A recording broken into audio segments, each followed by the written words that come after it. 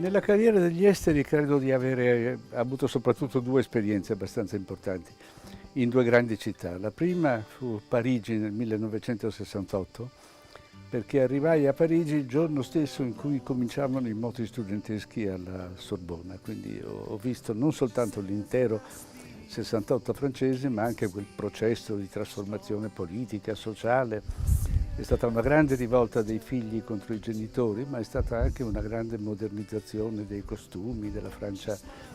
E poi la Francia, dopo aver chiuso quel capitolo, è partita verso una straordinaria modernizzazione politica e economica. Poi quando sono tornato in Italia ho scoperto che l'Italia aveva fatto esattamente l'opposto, cioè il 68 era stato interminabile e la modernizzazione non era mai partita.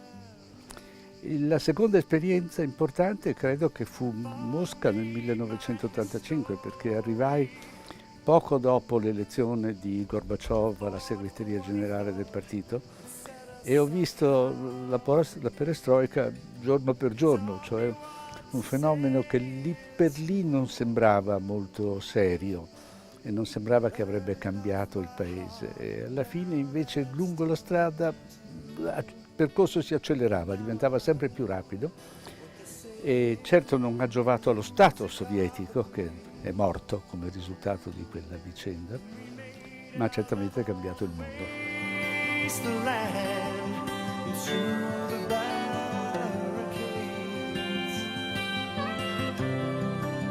La democrazia è malata, a mio avviso, e io credo che sia malata del fatto che chi è al governo non ha più i poteri di cui disponeva una volta per mantenere le promesse fatte durante le campagne elettorali. Naturalmente, a mio avviso, questo significa spostare sempre di più verso l'Europa i poteri dello Stato nazionale.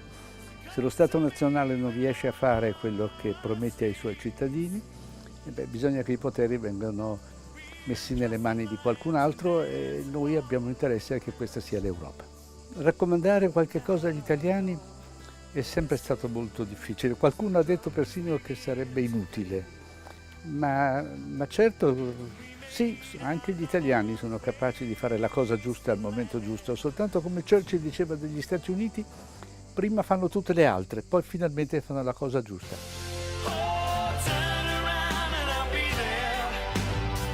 Io non sono orgoglioso di essere veneto perché i miei antenati pare siano stati cittadini della Repubblica di Venezia.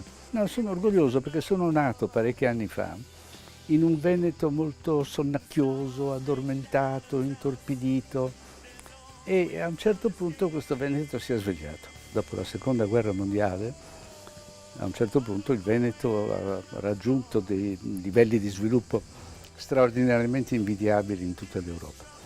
Di questo credo che si possa essere orgogliosi.